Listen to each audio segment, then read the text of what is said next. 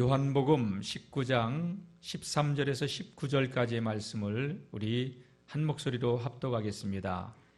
빌라도가 이 말을 듣고 예수를 끌고 나가서 돌을 깐 뜰 히브리 말로 가바다에 있는 제파석에 앉아 있더라. 이날은 유월절의 준비일이요 때는 제6시라. 빌라도가 유대인들에게 이르되 보라 너희의 왕이로다.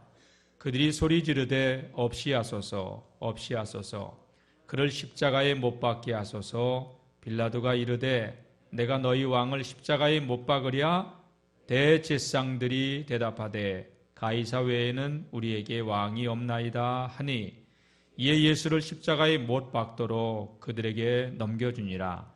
그들이 예수를 맡음에 예수께서 자기의 십자가를 지시고 해골 히브리 말로 골고다이라 하는 곳에 나가시니 그들이 거기서 예수를 십자가에 못 박을새 다른 두 사람도 그와 함께 좌우편에 못 박으니 예수는 가운데 있더라. 빌라도가 패를 써서 십자가 위에 붙이니 나사렛 예수 유대인의 왕이라 기록되었더라. 예수께서 못 박히신 곳이 성에서 가까운 고로 많은 유대인이 이 패를 읽는데 히브리와 로마와 헬라 말로 기록되었더라. 유대인이 제사장들이 빌라도에게 이르되 유대인의 왕이라 쓰지 말고 자칭 유대인의 왕이라 쓰라 하니 빌라도가 대답하되 내가 쓸 것을 썼다 하니라. 아멘. 할렐루야. 오늘도 예배에 나오신 여러분들 환영합니다. 축복합니다. 네, 오늘 종료주일이죠.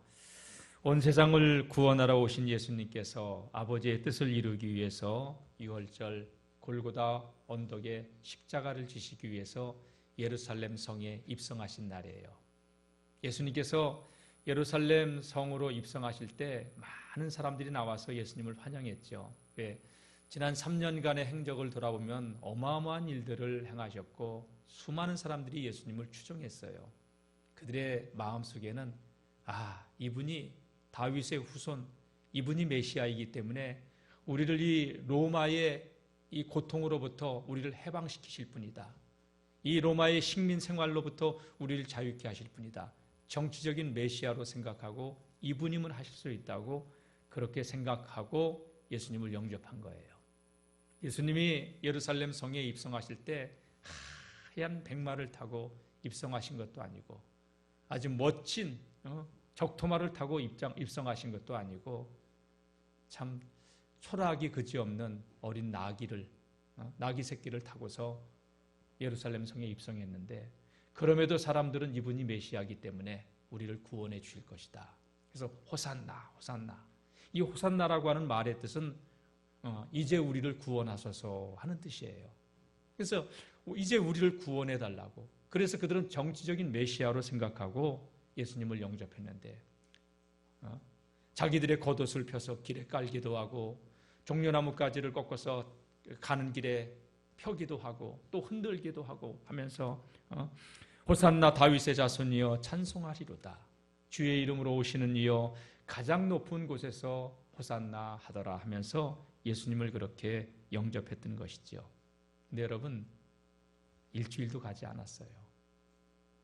예수님이 십자가에 달리게 되니까 아주 초라하게 엄청난 그 고문과 학대를 당하신 이후에 만신창이가 된 그 모습을 보면서 빌라도가 예수님을 놓아주려고 하자 그들은 분을 일으키면서 예수를 십자가에 못 박아야 된다고.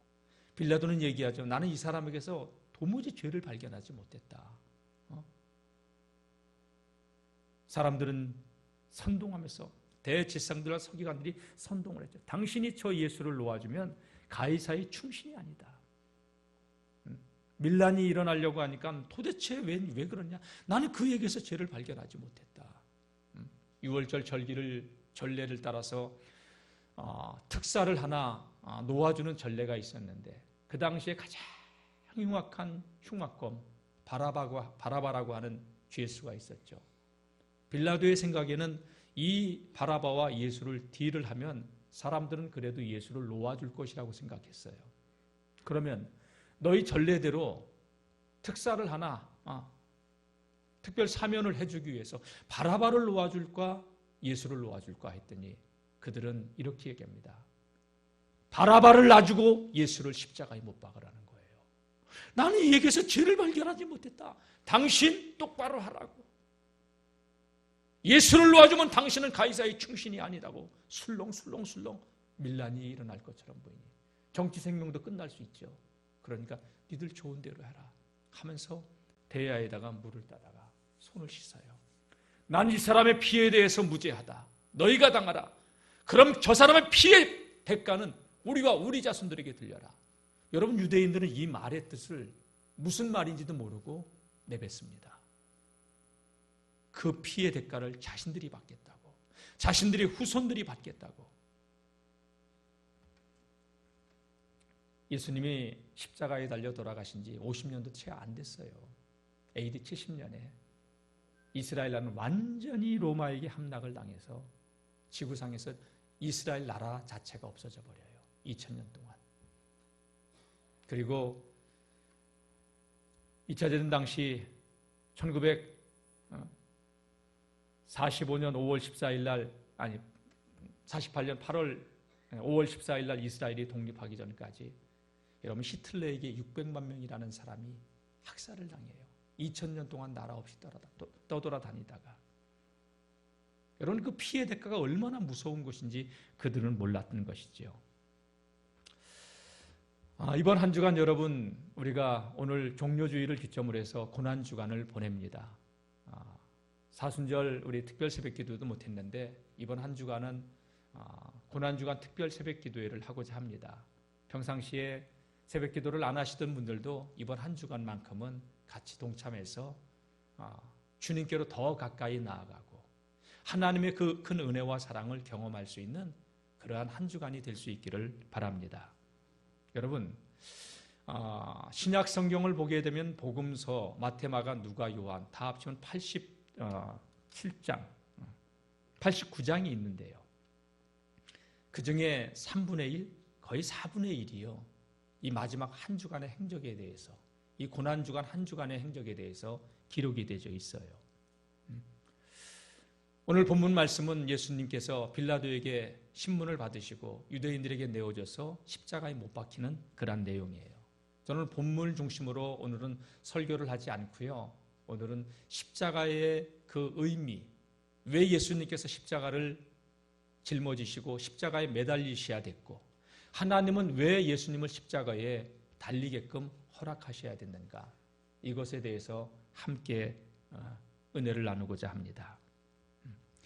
여러분, 십자가의 고통 상상이나 됩니까? 손톱 밑에 가시 하나만 박혀도 이게 굉장히 고통을 좀 욱신욱신거리고 아픕니다. 제가 예전에 한때 동양학 의학을 배운다고 해서 수지침 자격증도 제가 가지고 있어요. 근데 나는 내 손을 못 찌르겠더라고요. 제 아내는 엄청 잘 찌르는데 무서운 여자예요. 아주. 고려 수지침학회에서 그 침을 좀 배웠어요. 근데 나는 내 손 찌르는 게 참 힘들더라고요. 그래서 아파도 아내한테 침을 놔달라고 얘기를 하지 않아요. 왜? 아픈 게 싫어요. 그런 내가 십자가에 죽을 수 있겠어요? 참, 이렇게 팔만 부딪혀도 여기가 전기가 찌릿하면 아픈데. 여러분, 예수님께서는 손과 발에 대못이 박히셨어요. 의학적으로 의학자들이 연구를 해보니까요, 이 십자가 형벌은요 사람이 겪는 최고의 형벌이라고 얘기합니다. 여자가 해산의 고통이 가장 크다고 하지만 그거보다 더 큰 고통이 십자가 고통이라고 얘기합니다. 이 손목에 대못이 박히게 되면 이 척추신경이 여길 척골신경이 지나가게 되는데 여러분, 이게 끊어지기도 하고, 이 고통은 벤치로 여러분 신경을 잡고서 비트는 것과 같다. 끊어내기 위한 그 고통과, 그러다 보면은 여러분 기절도 하고 정신을 잃어버린다는 것이죠. 그리고 십자가에 매달리게 되면 양쪽 어깨가 축 처지면서 탈골이 되고 이 중추신경계로부터 극심한 고통을 느끼면서 호흡곤란과 더불어서 몸이 경련이 일어나고 혼절까지 한다고 합니다.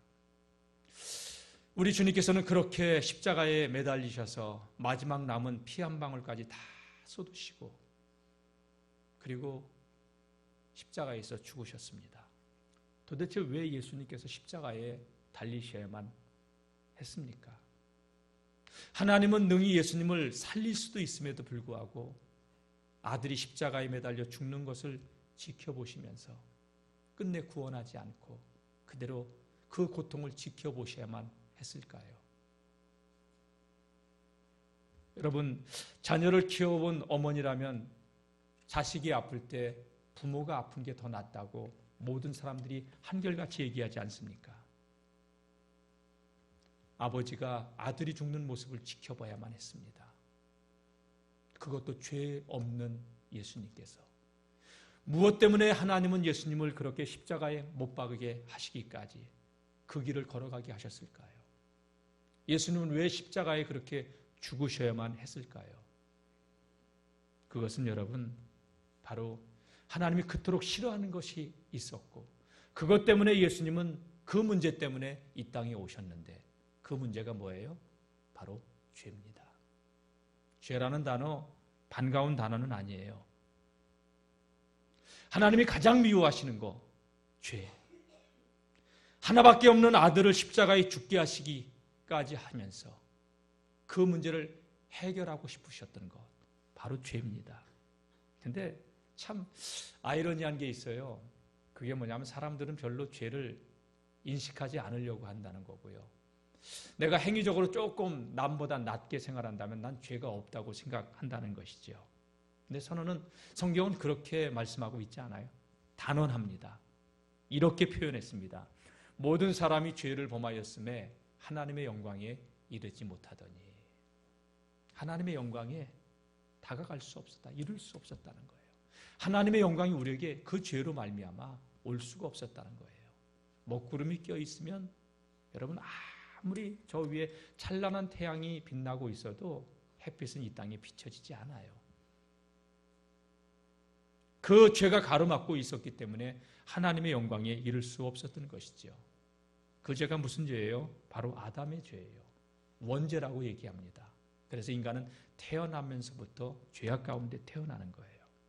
그리고 인간은 하나님이 없으니까 자기 마음대로 살려고 합니다. 하나님을 모르니까 자기 욕망대로 살고자 합니다.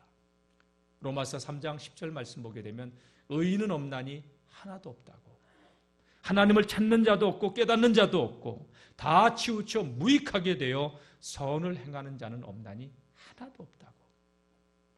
저희 목구멍은 열린 무덤이고 그 혀로는 속임을 일삼고 그 입술에는 독사의 독이 가득하고 그 입에는 저주와 악독이 가득하고 그 발은 피 흘리는데 빠른지라 파멸과 고생이 그 길에 있는데 평강의 길을 하나도 알지 못하였고 눈앞에 하나님을 두려워하는 마음이 없다고. 하나님을 두려워하는 마음이 없으니 인간은 자기가 살고 싶은 대로 사는 거예요. 하나님에 대한 경외심을 잃어버리니까 인간은 자기 욕망대로 살아가는 거예요. 그게 죄라는 걸 몰라요. 그래서 하나님과 분리된 인간이기에 아무리 우리가 선하게 살고 싶어도 자신도 모르게 우리는 죄의 노예로 살아가고 있는 것이죠. 아담의 타락은요, 온 인류로 하여금 죄의 유전인자가 흘러가게 만든 거예요. 제가 아이들을 키울 때 유치원 갔다 온 우리 큰애가 아빠 이빨 뒤에서 이빨이 나 이렇게 봤더니 아랫니 뒤에 이빨이 하나 나왔는데 앞에 나온 이빨만큼 그렇게 자라 있었어요. 야 이놈아 이러면 진작 얘기를 해야지. 얘가 쭈삣쭈삣하더라고요. 그래서 툭 밀었더니 툭 뽑혀져요. 이렇게 밀으니까 뽑혀져요. 그냥 손으로. 실로 뽑은 것도 아니에요. 치과에 다니고 있는 우리 간호사 청년이 있었어요. 미진아, 우리 아이가 이 덧니가 이렇게 났는데 이 치열이 이렇게 틀어지겠다. 목사님 이해해 보세요. 이해했죠. 애 탓하지 마세요. 유전이에요, 유전. 그러는 거예요. 그리고 아이를 데리고 한 번은 아버님하고 같이 식사를 하는데 아버님 이런 일이 있었어 하면서 이 아이가 유전이래 그랬더니 아버님 식사하시지 말고 예, 내 이봐라. 3대가 아랫니가 똑같아요. 죄의 유전인자가 흘러가는 거예요. 그러니까 유전자가 그런 거예요. 그래서 로마서 5장 12절 말씀 보게 되면 그러므로 한 사람으로 말미암아 죄가 세상에 들어오고 그 죄로 말미암아 사망이 들어왔나니 이와 같이 모든 사람이 죄를 지었으므로 사망이 모든 사람에게 이르러 왕노릇한다는 거예요. 아담 한 사람 때문에. 우리는 도매금으로 죄의 유전이 뼛속까지도 죄가 흐르고 있는 거예요. 여러분, 사람이 죄인이란 증거가 뭔지 알아요? 사람이 죄인이란 증거가요, 소극적일 때는 하나님에 대해서 무관심해요. 하나님의 형상대로 지음받았기 때문에 하나님 안에서 살아가야 되는데 하나님을 모르니까 소극적일 때 하나님에 대해서 무관심한 거예요. 적극적일 때는 예수를 믿어? 주먹을 믿으라. 하나님께 반항하고 대적하는 거예요. 그게 죄의 증거예요. 사람들은 윤리도덕적으로 좀 남보다 행실이 낫다고 생각하면요, 나를 의로운 사람처럼 생각을 해요. 여러분, 사람의 내면에 흐르고 있는 본성 자체가 악한데, 그러니까 사회의 어떤 규범, 법규 이런 것이 있고 남의 눈, 이목이 있기 때문에 우리는 내가 하고 싶은 대로 하지 않을 뿐이지, 내가 하고 싶은 대로 산다면 세상은 어떻게 될까요? 여러분, 세상은요, 하고 싶은 대로 산다면 그 자체가 생지옥이 될 거라고 저는 봐요. 그러니까 법규가 있고 또 남의 눈이 있고 체면이 있고, 그래서 우리가 그 지키면서 살아가는 것일 뿐이지요. 여러분, 그리고 죄의 값이 뭐예요? 죄의 대가는요, 하나님은 단호하게 얘기합니다. 죄의 삭은 사망이라고, 죽음이라고, 영원한 지옥 형벌이라고 얘기합니다. 그런데 하나님께서 우리를 살리기 위해서 죄악으로 똘똘 뭉쳐진 우리였지만 긍휼에 풍성하신 그 하나님의 사랑이 우리를 살려주신 줄로 믿습니다. 그게 구약에는 제사법이래요. 제사법이에요. 구약의 사람들이 죄 가운데서 죽을 수밖에 없기 때문에 하나님이 그들을 살리기 위해서 제사의 법을 제정하시고 이렇게 하라고. 그래서 죄인이 죄를 지으면 그 죄의 문제를 해결하기 위해서 소든 양이든 형편에 따라서 짐승을 끌고 제사장을 찾아와요. 제사장님, 내가 이런 죄를 졌습니다 하면서 제사장이 보는 데서 짐승의 머리에 갖다가 안수를 해요. 내가 이만이만해서 형제에게 잘못했고 이만이만한 죄를 갖다가 다 죄에게 뒤집어 씌워요. 이 양에게, 짐승에게. 그러면 내 죄를 짐승이 가져갔어요. 그래서 내 죄가 짐승에게 전해졌다는 거예요. 그러면 죄의 삭은 사망이니까 내가 죽어야 될 그 죄를 짐승이 가져갔으니까 누가 죽어야 되는 거예요? 짐승이 죽어야 되는 거예요. 짐승이. 그러니까 짐승 편에서 보면 되게 억울한 거예요. 너 때문에 내가 죽는다고. 우리 죄 때문에 애꿎은 짐승이 대속의 제물이 되어서 내 대신 죽는 거예요. 여러분, 이게 신약으로 넘어오면 내가 죽어야 될 저 십자가에 예수님이 저와 여러분들의 죄를 짊어지시고 십자가에 매달리신 거예요.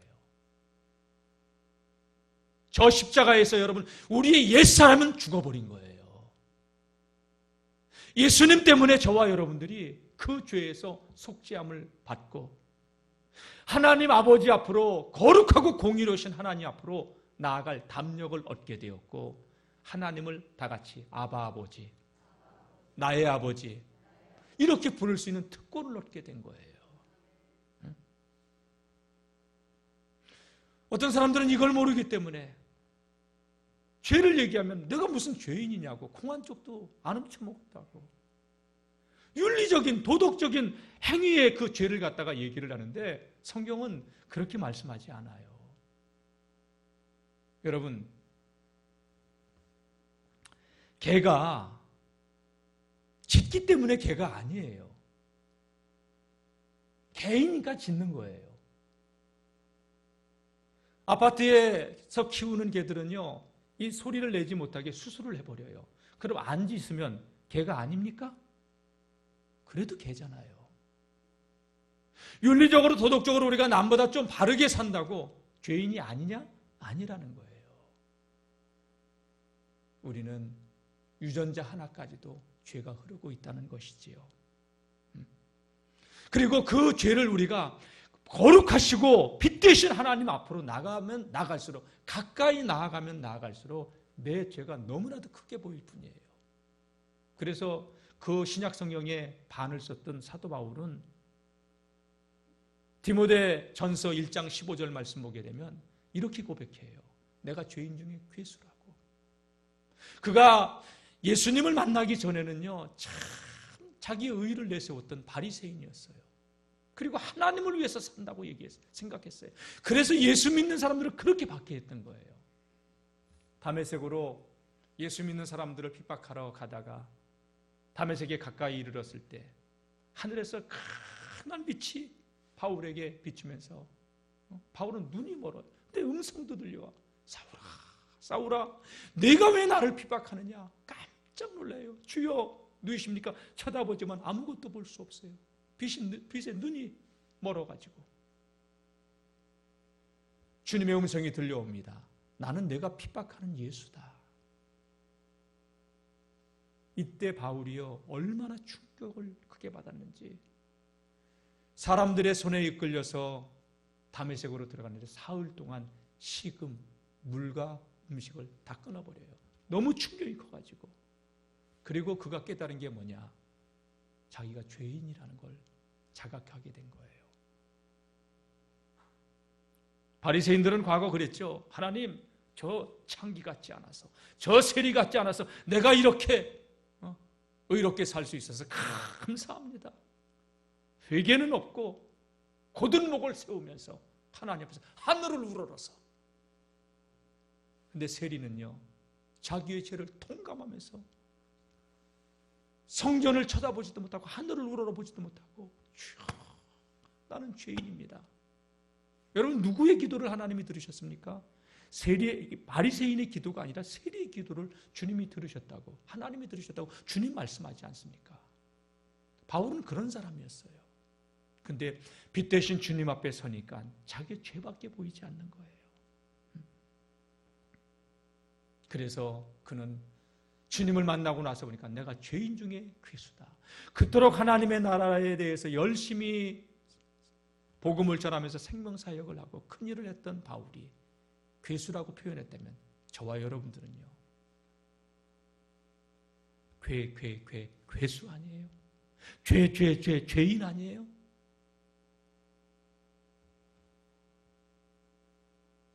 베드로가 갈릴리 바닷가에서 어부로서 잔뼈가 굵었어요. 밤새도록 나가서 그물질을 했지만 빈 그물만 걷어들이고 아침에 새벽녘에 들어와서 그물을 씻습니다. 그때 예수님이 베드로에게 가서 배 좀 잠깐 무태서 띄워다 줄 수 있냐고. 몰려든 사람들에게 예수님께서 그들에게 설교를 마치고 빈 그물을 씻고 있는 것을 보았으니까 깊은 데로 가서 그물을 던져보렴 했더니 베드로가 그 말씀에, 예수님의 설교 말씀에 감동이 됐는지, 주님, 밤이 맞도록 우리가 빈 그물만 걷어 올렸지만 깊은 데로 가서 주님 말씀대로 그물을 한번 내려볼게요 하고서 가서 확 던졌더니 그물을 걷어 올릴 수 없을 만큼, 그물이 찢어질 만큼 고기가 잡힙니다. 옆에 있는 동료를 불러서 두 배를 가득 채웁니다. 그리고 그 고기를 잡아온 베드로는 예수님 발 앞에, 주님, 이제 몇 달 동안 먹고 살 거 생겨서 감사합니다, 이러지 않아요. 빚을 갚을 수 있게 됐습니다, 이러지 않아요. 이 거룩하신 주님 앞에 서니까 자기가 너무 초라한 거예요. 주님, 나를 떠나소서. 나는 죄인입니다. 기뻐 춤을 춘 게 아니라 자기의 죄성을 주님 앞에 고백했죠. 여러분, 시편 말씀 보게 되면 다윗의 참여시가 7편이 나와요. 6편, 32편, 51편, 또 102편, 130편, 143편. 밧세바의 사건 이후에 우리아를 죽인 이후에 완전 범죄를 저질렀다고 그는 포장된, 가식된, 위선된 마음으로 하나님 앞에서 살고 있었는데 나단 선지자를 통해서 책망을 받고 하나님 앞에서 통곡을 하는데요. 그 시편에 보면 다윗의 그 참회의 시에 이런 기록이 나와요. 내가 탄식함으로 피곤하여 밤마다 눈물로 내 침상을 적시며 침상을 띄우며 요를 적시나이다. 침상을 눈물로 둥둥둥둥 뜨게 만들 정도로 다윗은 그렇게 통회의 눈물을 흘렸던 거예요. 여러분, 다윗을 성경은 뭐라고 기록하고 있는지 알아요? 사도행전 13장 22절 말씀 보게 되면 저는 내 마음에 합한 사람, 하나님께서 내 뜻을 그를 통하여 다 이루겠다고 하나님의 마음에 합했던 그런 다윗이었지만 하나님 앞에 자신을 돌아보니 눈물이 앞을 가리고 그 눈물이 침상이 둥둥 뜨게 할 정도로 요가 그 펑펑한 눈물로 다 적실 정도로 울 수밖에 없었다는 거죠. 여러분, 하나님 앞에서는 서면 우리는 의롭다 할 사람이 아무도 없어요. 우리의 공로로는, 우리의 힘으로는. 시편 32편 3절 말씀 보게 되면 내가 입을 열지 아니할 때 종일 신음함으로 내 뼈가 쇠하였도다. 뼛속까지도 그냥 신음하고 있었던 거죠. 주의 손이 나를 귀하로 들어오니 내 진액이 다 빠져서 스펀지를 여러분 손으로 꽉꽉 눌러보세요. 물이 다 빠져나가듯이 주의 손이 내 죄 때문에 나를 눌러오니 내가 숨을 쉴 수 없을 정도로 여름 가뭄에 말라버린 것들 배짝 내 영혼이 그렇게 말라버렸다고 그 정도로 죄를 괴로워했어요. 시편 51편 5절 말씀 보면 내가 죄악 중에 출생하였으며 모친이 죄 중에 나를 잉태하였나이다. 뼛속까지도 유전자 하나까지도 죄가 흐르고 있다는 얘기예요. 여러분, 하나님, 거룩하신 하나님 앞에 서면 설수록 우리는 내 의를 내세울 수 없고 죄만 크게 보이는 것이 정상이라는 이야기죠. 많은 사람들이 인간의 근본 문제가 먹고 사는 문제라고 생각하는데 먹고 사는 문제 이전에 여러분 죄의 문제가 더 큰 거예요. 의식주 문제보다. 그래서 예수님께서 금식 기도를 마치셨을 때 사단이 유혹하잖아요. 이 돌들로 떡덩이가 되게 하라. 먹고 사는 게 중요하니까. 근데 예수님 뭐라고 말씀하셔요? 사람이 떡으로만 사는 것이 아니라 하나님의 입에서 나오는 모든 말씀으로 살아야 된다고 그렇게 말씀하셨습니다. 죄로 인해 하나님의 영광에 이를 수 없게 됐는데 여러분, 여기 이 꽃이 지금 튤립, 물론 꽃꽂이를 이쁘게 이렇게 해주셨는데 우리 권사님이 딸이 어렵게 아이를 낳아가지고 이제 돌이 지났는데 코로나에 걸린 거예요. 백신도 안 맞았는데 그런데 낫게 해주셔서 감사하다고 꽃꽂이를 해주셨어요. 여러분, 이 꽃이 생명이 길어요? 살았으나 나무, 여기 나무도 꽂혀 있는데 나무가 뿌리가 뽑혀졌거나 잘려졌으면 잠시 생명은 붙어 있는 것처럼 보이지만 죽은 거예요, 저건. 여러분, 하나님 떠난 인간이 이 땅에서 잘 먹고 좀 잘 산다고 우쭐거리고 아무 의미 없어요. 영생에 비하면 이 땅에서의 삶은 너무 짧고 유한한 것이죠. 하나님과의 관계가 틀어져서 여러분 참 안식도 참 평안도 없이 모든 것이 뒤틀려 버렸는데 죄가 들어오니까 여러분 에덴 동산에 죄가 들어오기 전에는요 아담의 갈비뼈로 하와를 만들어 오니 아담은요 야 이는 내 뼈 중에 뼈 살 중에 살이라고 그렇게 하와를 기뻐했어요. 죄가 들어오니까 깨져버리는 거예요. 하나님 왜 저 여자를 만들어가지고 나 손아귀 따먹게 했는지 왜 따먹었냐고? 저 여자 때문에 따먹었다고. 뼈 중에 뼈, 살 중에 살이 아니에요. 그냥 책임을 전가시켜요. 내가 잘못했다고 하지 않아요. 그게 우리 내면에 흐르고 있는 죄성들이란 말이에요. 네. 여러분, 다윗을 보십시오. 밧세바의 사건 이후에 그 다윗의 자녀들이 행한 그 죄악들을 보면 이복 형제를 겁탈을 하고 이복 형제를 갖다가 여러분 죽여버리고 아버지를 대적하고. 여러분, 죄가 들어오니까 모든 것이 다 뒤틀려 버리는 거예요. 여러분, 죄는 잠시 우리에게 쾌락은 가져다 주지만 우리 삶 속에서 모든 평안과 행복은 가져갑니다. 파멸로 이끌어가는 거예요. 죄의 수렁으로 늪으로 끌고 들어가는 거예요. 그리고 그 결과가 뭐냐? 영원한 지옥 형벌이죠. 여러분, 우리가 죄인이라는 증거. 어떤 사람들은 행위로 죄를 짓지 않았다고 죄가 아니라고 하는데, 마음속으로 음욕을 품어도 주님은 죄라고 했고, 형제를 향해서 저 미련한 바보 멍충이 같은 놈, 지옥불에 들어간다는 거예요. 그 죄 때문에. 그러면 하루에 한 번 이상씩 죄를 져요, 안 져요? 왜 대답 좀 한번 크게 해보세요. 져요, 안 져요? 뻔뻔스럽게 대답도 잘하시네. 한 번만 져요? 계산을 해봤어요. 하루에 한 번, 한 달이면 30번, 1년이면 365번, 10년이면 3650번. 그렇게 해서 우리가 80까지 산다고 했을 때 10살까지 죄 안 졌다고 하고 70년을 계산했더니요, 세상에, 야, 25,550번. 하루에 한 번씩만 죄 져도, 하루에 2번씩 죄 지면요 51,100번. 내가 이렇게 해서, 목사님, 그러면 누워있으면 되겠네. 생각으로 죄 지잖아요, 누워서도. 요양원에 가 계신 분들 자녀들에게 원망해요. 원망은 죄 아니에요? 내가 지들을 어떻게 깨웠는데 나를 이렇게 이런 데다 갖다 놓느냐고. 누워서도 죄라는 거예요, 여러분. 뼛속까지, 유전자 하나, 세포 하나까지 우리는 죄가 흐르는 존재들이라는 거예요. 여러분, 오래 살려고 하지 마세요. 100살까지 살면 죄만 더 짓는 거예요, 죄만. 예? 그렇지 않아요, 여러분? 그러니까 우리의 힘으로는 소망이 없는 거예요, 소망이. 하나님의 은혜가 아니면 아버지 앞에 설 수가 없고, 하나님의 은혜가 아니면 이 죄의 문제를 해결할 수가 없는 거예요. 이 죄를 깨닫는다고 하는 게 얼마나 여러분 중요한 건지 알아요? 병원에 갔는데 의사가 진단을 내려요. 당신 이런 병이 있습니다. MRI를 찍고 CT를 찍고 엑스레이를 찍으면서 큰 병원을 가서 진단해서, 근데 난 지금 괜찮다는 거예요. 의사 선생님 무슨 뚝단지 같은 소리. 그래서 치료를 거부하면 그 병 때문에 그는 죽어야 돼요.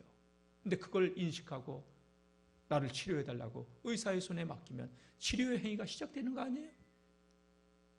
자각을 해야지. 내가 죄인이라는 걸 깨달아야 예수의 십자가를 붙드는 거고요. 내가 죄인이라는 걸 모르는 사람들은요, 끝까지 내 곧은 목을 세우고 자기 의의를 내세우며 살아갈 수밖에 없는 것이지요. 여러분, 죄라는 단어 말하기 쉽지 않아요. 우리는 소망이 없는 자들이에요. 내 마음대로 살고 싶은 자들이에요. 이사야 53장 우리가 교동문에도 같이 읽었어요. 우리는 다 양 같아서 각기 제 길로 갔거늘. 양은 목자를 떠나면 그 다음부터는 죽음이에요.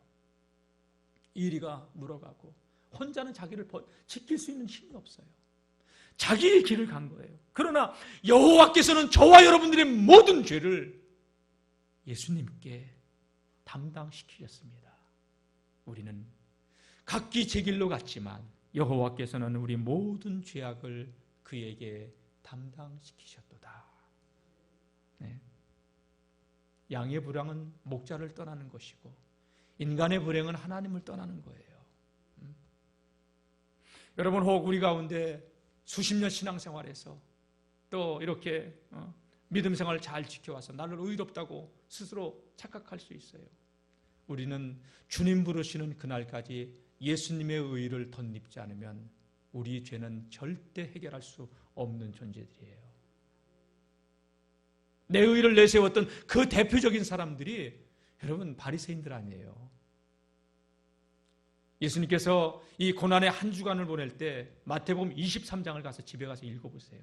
너무 많아서 읽을 수가 없기 때문에 7가지의 바리새인들의 죄악, 성경을 달달달달 외우고 있는 그들의 죄악을 얘기를 하는데, 이 회칠한 무덤아, 이 독사의 자식들아, 너희는 겉으로 번지르하면서 속은 썩어서 문드러져서 냄새가 나는 회칠한 무덤이다. 약대는 삼키고 하루살만 걸러내는 이 가증스러운 위선자들아. 여러분, 그 대표적인 사람이 목회자일 수도 있고요, 우리 중직자들도 있을 수도 있고. 그러니까 신앙생활의 연조를 자랑하지 말고 하나님 앞에서 내 몸을 쳐서 오늘도 십자가를 붙드는 저와 여러분들이 되어야 한다는 거예요. 그래서 십자가를 바라볼 때 여러분, 내 짐을 풀 수 있는 거고, 십자가가 아니면 우리는 아버지의 보좌 앞으로 나갈 수 있는 일말의 어떤 자격이 없다는 거예요. 그래서 살아도 예수고 죽어도 예수고 사나 죽으나 오직 예수 외에는 우리는 말할 것이 없는 거죠. 고린도 전서 2장 2절에 바울은 이렇게 고백해요. 내가 너희 중에서 예수 그리스도와 그의 십자가에 못 박히신 것 외에는 나는 아무것도 알지 아니하기로 작정했다. 십자가 외에는 내가 아무것도 알지 않기로. 갈라디아서 6장 14절에 십자가 외에는 나는 자랑할 것이 없다고. 바울이 정말 자랑할 게 많은 사람이었어요. 그러나 예수의 십자가만 자랑했어요. 여러분, 병든 사람에게는 의원이 필요 없습니다. 아니에요. 건강한 사람에게는 의원이 필요 없습니다. 병든 자에게래야 의원이 필요합니다. 여러분이 졸고 있나 안 졸고 있나 확인하라고 그랬어요.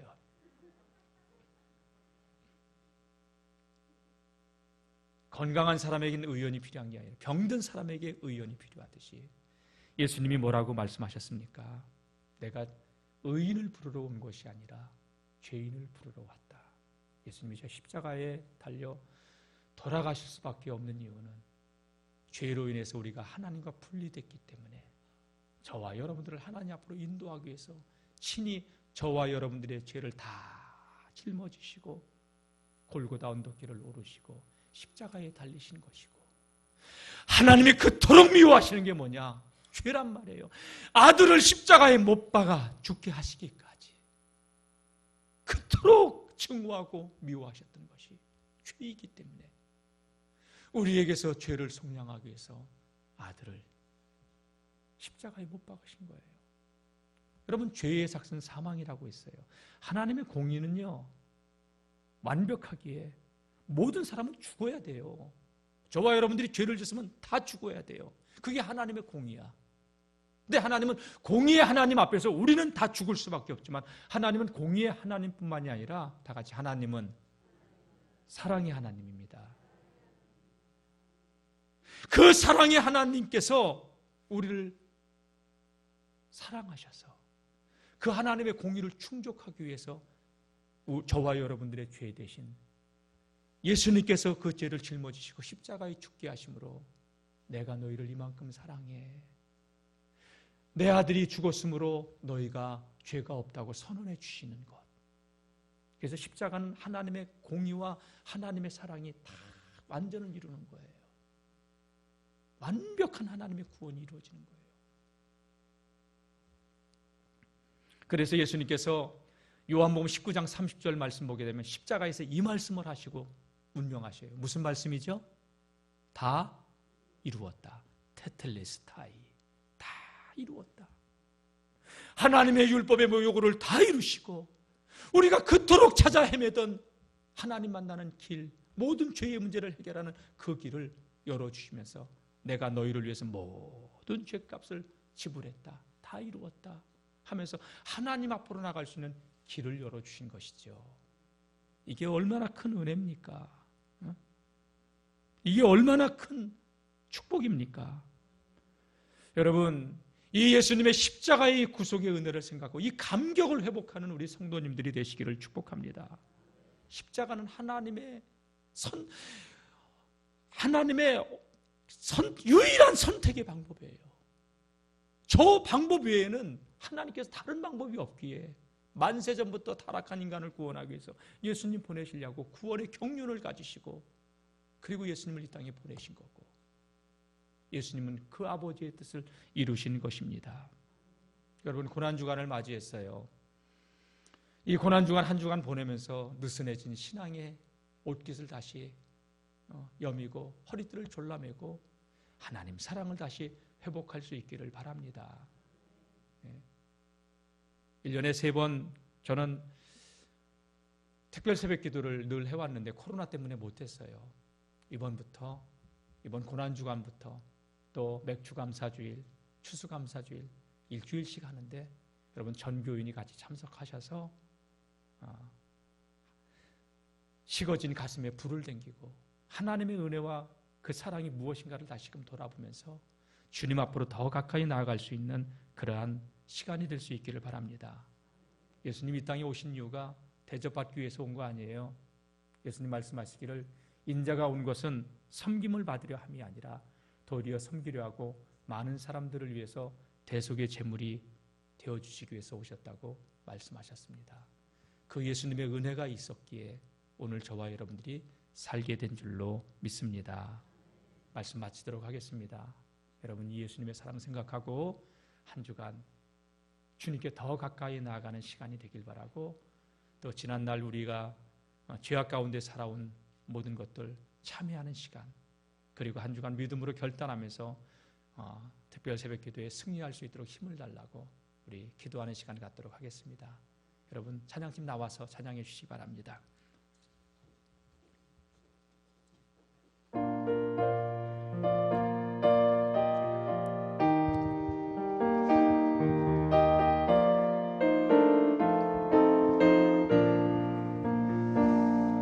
갈보리 산 위에 십자가 섰으니 주가 고난을 당한 표라. 험한 십자가를 내가 사랑함은 주가 보혈을 흘림이라. 최후 승리를 얻기까지 십자가 사랑하리. 빛난 멸류관 받기까지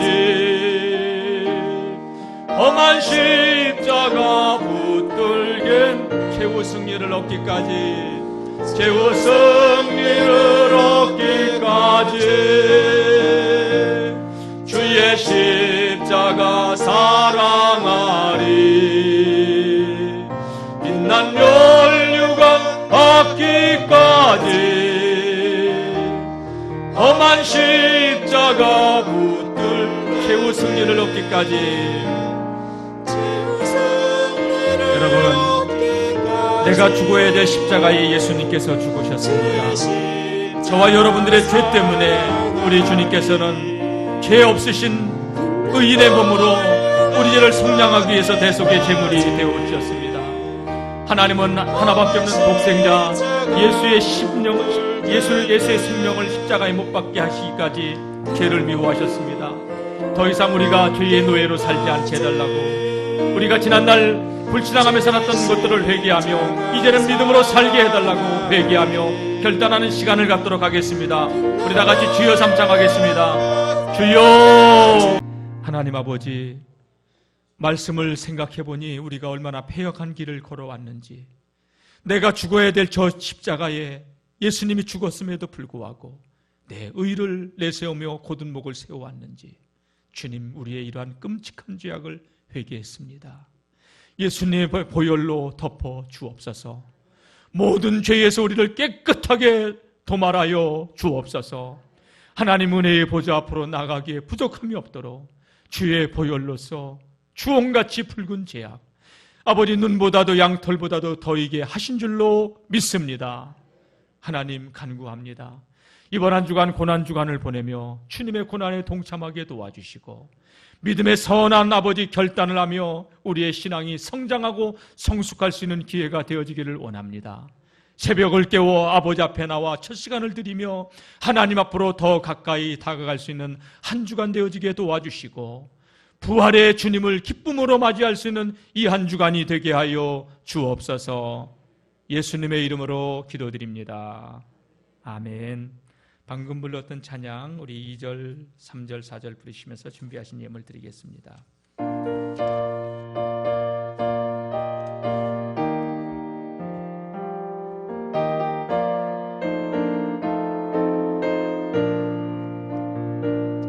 멸시천대 받은 주의 십자가에 나의 마음이 끌리도다. 귀한 어린 양이 세상 죄를 지고 험한 십자가 지셨도다. 최후 승리를 얻기까지 주의 십자가 사랑하리. 빛난 면류관 받기까지 험한 십자가 붙들겠네.